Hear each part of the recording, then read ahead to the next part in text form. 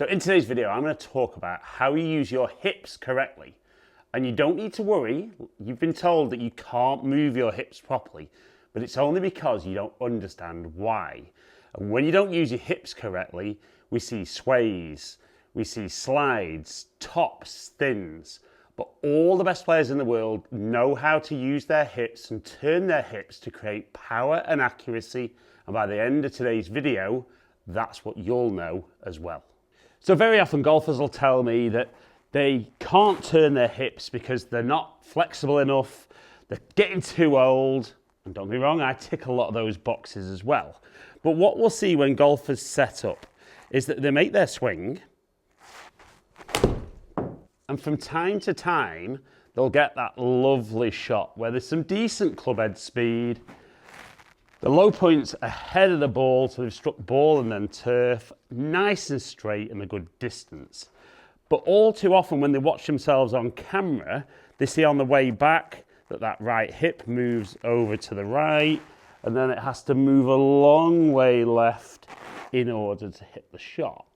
And definitely when we look down the line, what we tend to see with golfers is that as they move back this way, then the club tends to go this way, a little bit out and across, and they kind of stand up, getting closer to the ball, try and shallow the club out.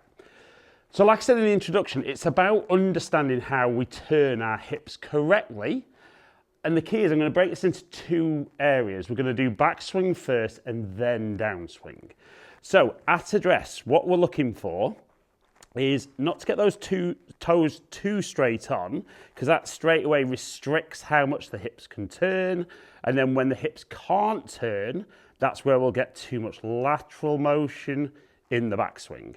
So the first thing I'm going to talk about is we're going to turn that right foot out. And remember, I'm just talking backswing for now.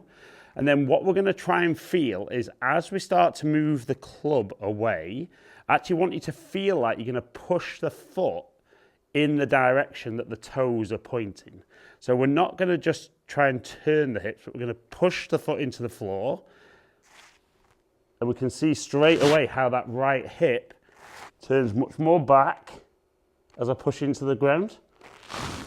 And as the hip goes back, we can see if I had a line running up there, if anything, the hips might actually go a little bit closer to the target, but we definitely don't see that. As soon as I've got that movement happening, I know there's no pressing into the ground and I'm not trying to slide that foot away.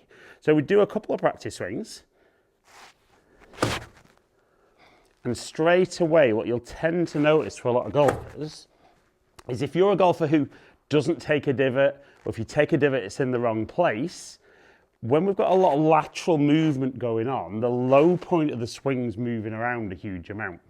When we do this movement, see how we say much more centered over the golf ball, and then from there, it's easy to kind of get that low point after the golf ball. So we do a few practice swings. And I'd say visually what's very noticeable when you look this way is the left knee moves down and the right knee moves up. Whereas again, with the sway off the ball, the knees are very, very level and the hips aren't turning. So once we've done a few practice swings, I then want you to hit a shot, just maybe not full speed to begin with. So we've got that right foot turned out a little bit more. You're going to really focus on trying to push the foot into the ground that way. And even though it didn't feel like I was putting a lot of speed into that, we saw 78 mile an hour, 5 inches ahead, very neutral delivery of the club, 142 carry and 162 total. Now, a lot of golfers do really struggle with that backswing move. And like I said, I'm not saying you are super mobile, not like an elite athlete, but certainly if we can turn that right foot out and get the feel that we're pushing that foot into the ground, so if my foot had no pressure on it, it'd actually move away. So we can do that one a little bit quicker. It feels so easy to strike it well. 83 mile an hour, nearly 6 inches ahead, 155 carry and 169. Now, I can't promise that you're going to make the change that quickly, but If you do struggle with backswing particularly, rewatch that first bit of the video, because if we can get that first bit correct, it really makes this next bit, the downswing and the follow through, much more simple.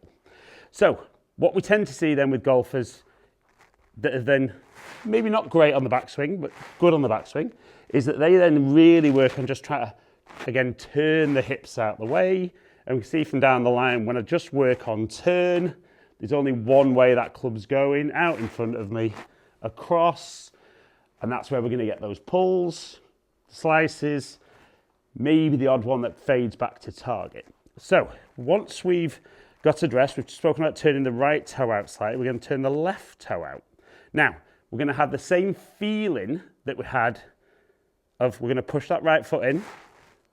Now, we are going to want to feel that we push on the left foot, but the first thing we need to do from here is we need to move the mass of our body a little bit more over that left foot. So that enables us then, once we're here, to then push into the ground, same angles of toes again. And it's really noticeable how the body works differently, the legs, the hips, and everything's more powerful. So we're going to push into the right foot, we're going to move across to the left foot, and then push the left foot out of the way. You can see, face on, very different.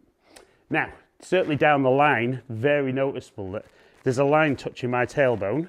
We'll see, if anything, stay on the line, I move this way, and then stay back. So it's a real great fix for early extension, path, playing issues, strike issues. And I don't want you to have too much to think about, but push, shift, push. It's amazing how everything else starts taking care of itself when we move the body correctly and we use the ground to get those hips turning, not just thinking about how we do the hips, but how we push with our feet to get the hips moving. And certainly it's like when we walk. If we walk forwards, I'm pushing back with my feet. If I walk backwards, I'm pushing forward with my feet, and that makes my hips turn. So we all learn how to do this when we're young. So now we've done a couple of practice swings. We're going to hit a couple of slower ones.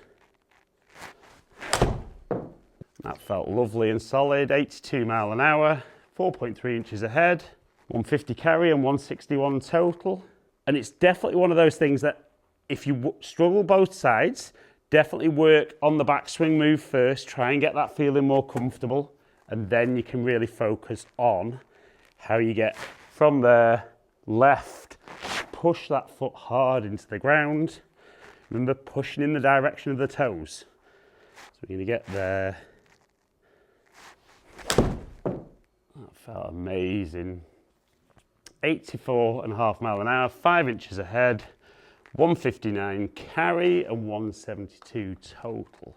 And so often for me, golfers are talking about, they're really struggling with their path, their face control. Once we've set up well to the golf ball, if we've got good motion in our body and we use the ground correctly, you should be delivering the club on pretty neutral path, pretty neutral face. So we shouldn't see lots and lots of curve on the golf ball, but it is really a case of focusing on good movement patterns. And it's amazing how you can generate lots of speed, lots of power, and we can see 165 carry and 178 total.